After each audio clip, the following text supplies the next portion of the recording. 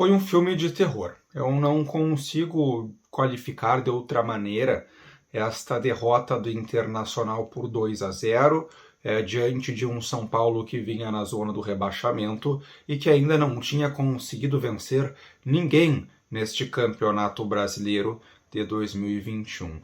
E olha que o 2-0 para o São Paulo ficou barato para o Internacional, porque pela superioridade que o time paulista teve do primeiro ao último minuto dentro de campo, o Internacional escapou de ter levado o troco pelo 5-1 no Campeonato Brasileiro passado. São Paulo, talvez se não tivesse sofrido com a lesão do Rigoni, que naquele momento deitava e rolava em cima da dupla de zaga ridícula do Internacional, formada por Pedro Henrique e Lucas Ribeiro. Se não fosse esta lesão, talvez o Internacional tivesse tomado um placar próximo destes 5-1 que o Inter acabou aplicando no São Paulo, naquele outro momento em que ambas as equipes brigavam pela liderança do último Brasileirão.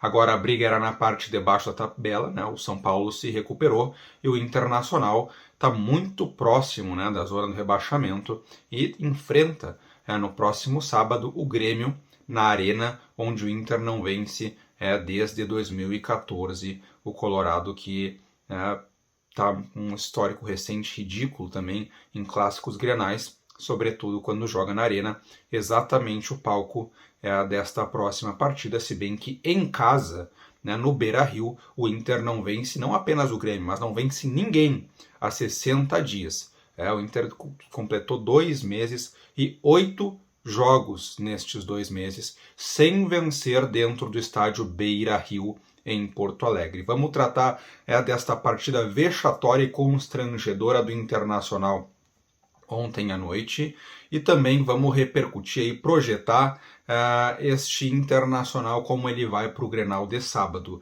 Eu vi o Grêmio jogar ontem contra o Palmeiras. Naquele momento o Inter ainda não havia entrado em campo e quando terminou o jogo a impressão que ficava é que o Inter tinha totais condições de vencer o Grêmio sábado. O problema é que quando começa o jogo do Inter, eu fico com a impressão de que, por incrível que pareça, o favorito é o Grêmio. Jogou mais bola contra o Palmeiras do que o Inter contra um São Paulo que está no Z4, não é o líder da competição, e jogava no Beira-Rio. O Grêmio enfrentando o Palmeiras no sintético lá no Allianz Parque. Palmeiras, que é líder, teve suas dificuldades, o Grêmio perdeu merecidamente, mas não fez um fiasco tão grande quanto o Internacional. Vamos tratar desta partida de ontem, do Clássico Grenal, mas antes eu quero me apresentar para você que está chegando aqui no canal pela primeira vez. Meu nome é Gregório Farias e este é o canal Farias Colorado. Seja muito bem-vindo ao canal e eu já te faço um convite para que tu se inscreva no canal e ative o sininho das notificações para ficar sabendo sempre que eu postar um vídeo novo. Já deixa o like no vídeo, é um pedido que eu faço para todos que estão assistindo, curtam o vídeo, porque isso ajuda a ele a ser impulsionado pelo YouTube para mais colorados poderem assistir, acompanhar e estar conhecendo o meu trabalho aqui no YouTube. O Internacional, que teve uma escalação completamente bizarra, né, por parte do técnico Diego Aguirre, uma escalação que entregou a todos. Eu fui até um pouquinho reticente antes de criticar publicamente a escalação de ontem, uma vez que diante da Chapecoense também tivemos uma escalação estranha, né, com o Zé Gabriel de lateral direito improvisado, Heitor improvisado na lateral esquerda, e naquele jogo foi até então a melhor apresentação do Inter num passado recente, né? Porém, ontem não deu nada certo, né? A improvisação do zagueiro Bruno Mendes na lateral direita, o Bruno Mendes que tem algumas partidas na carreira de lateral direito, mas é zagueiro, ela, além de ter tirado Renzo Saravia do time, ela fez com que a dupla de zaga do Inter, na ausência de um Cuesta suspenso, tivesse Pedro Henrique e Lucas Ribeiro. E foi uma das piores coisas que eu vi na minha vida. Pedro Henrique e Lucas Ribeiro juntos foi uma das piores coisas que eu vi na minha vida. Eles perdiam o tempo inteiro na velocidade, eles perdiam o tempo inteiro na força, no posicionamento, jogando em linha, tomando bola em profundidade o tempo inteiro, cruzamento, um Deus nos acuda, seja por cima, seja por baixo. O Inter se escapou. Tomou um gol logo com 2 minutos de jogo e depois o São Paulo teve 2 gols anulados ali no detalhe, né, por impedimento. Fora defesas que o Daniel acabou fazendo, o Daniel que inclusive falhou bizonhamente no primeiro gol do São Paulo, primeiro que ele sai de uma maneira estabanada do gol, é driblado pelo Rigoni e depois o Rigoni marcado pelo Lucas Ribeiro, ele consegue chutar para o gol porque o Daniel, em vez de voltar pro gol, ele ficou no meio do caminho tentando, sei lá, interceptar um eventual cruzamento que o Rigoni viesse a fazer, deixando o gol completamente aberto. O Lucas Ribeiro, que não percebeu isso, ele ficou marcando o cruzamento e deu todo o espaço do chute pro Rigoni fazer o gol. Uma bizarrice do Daniel em dose dupla, que saiu que nem um louco e depois ficou no meio do caminho de propósito quando teve tempo de sobra para voltar para o gol, situação em que certamente encaixaria com facilidade a finalização do Rigoni, né, que não teve nenhuma dificuldade de apenas empurrar para o fundo do gol sem goleiro. Tá? Internacional desde então continuou muito desorganizado, seja para atacar, seja para defender, tinha raros expoentes no jogo, o Maurício um deles, tá? Só que o Internacional teve 2 chances claras para empatar e até virar o jogo. E o que acontece? O que acontece com o Internacional desde os 4-1 contra o Juventude, ainda quando era treinado por Miguel Ángel Ramírez? O que acontece quando o Inter cria suas chances de gol? Desde então, o Inter erra. Desde então, desde que o Inter fez aquela sequência de goleadas, o Internacional erra. E por isso que não faz mais gol, não goleou ninguém com o Ramírez, com o Osmar Loz e agora com o Aguirre, porque erra. Cria e erra. E o Patrick deu um lançamento muito bom pro Caio Vidal sair na cara do goleiro, ele finalizou mal, errou. 2 minutos depois ele recebe uma outra jogada, passa pelo Dourado, vai pro Caio Vidal na cara do gol, chuta em cima do Thiago Volpi. E aí o Inter, logo na sequência, perde o Maurício por lesão, num lance em que teve imprudência do Maurício também, porque ele tinha opções de passe, conduziu demais, acabou trombando, se chocando com o jogador do São Paulo e torceu o pé. Não se sabe o tempo que vai ficar fora.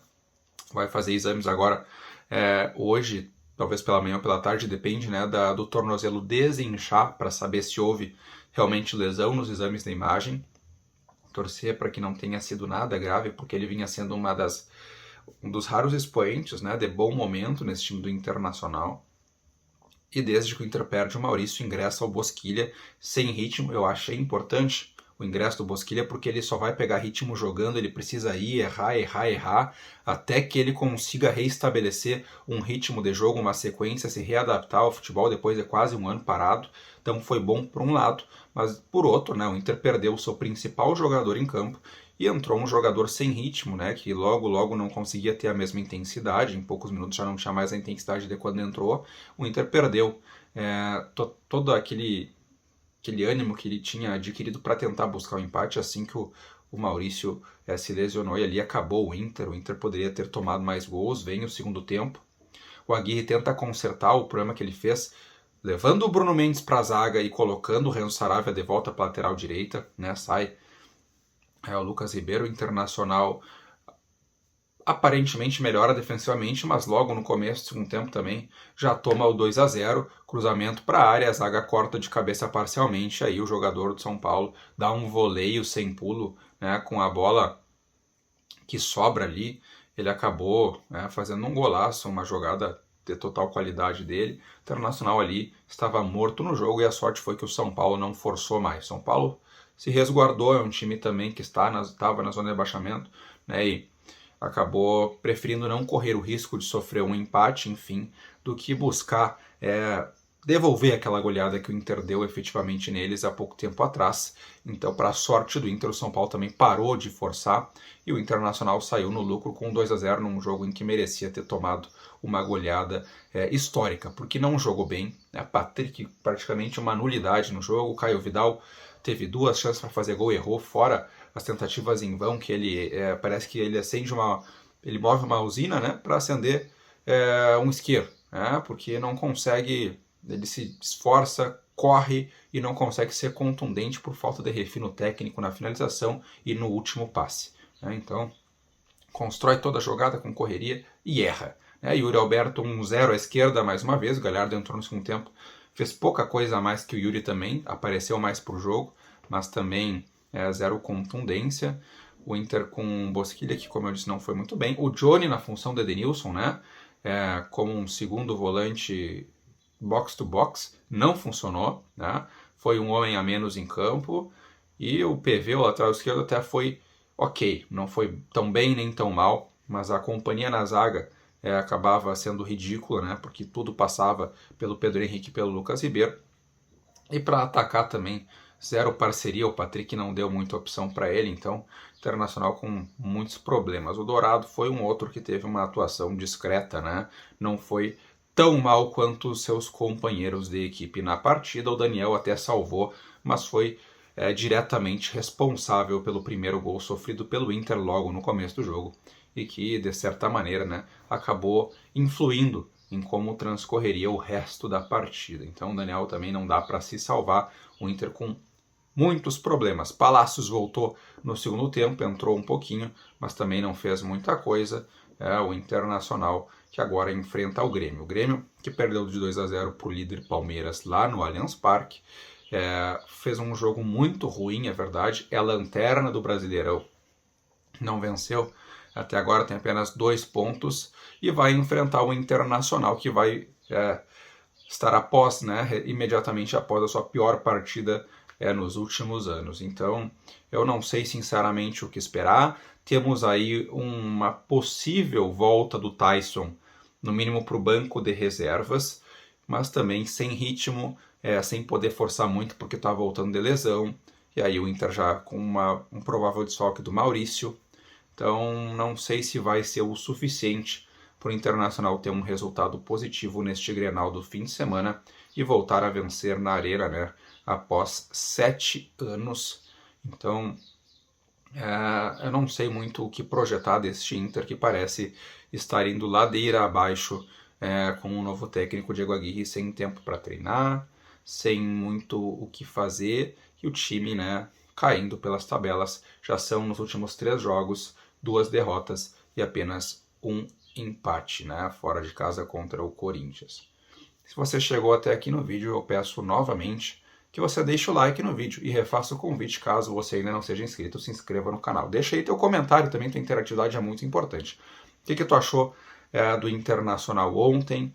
Qual que é a tua proposta para o Aguirre consertar esse time a tempo do Clássico Grenal, uma vez que logo no sábado aí, né, a gente já tem um compromisso importante, um clássico, e a gente sabe como este elenco se abala nas adversidades, e ontem tivemos uma das grandes.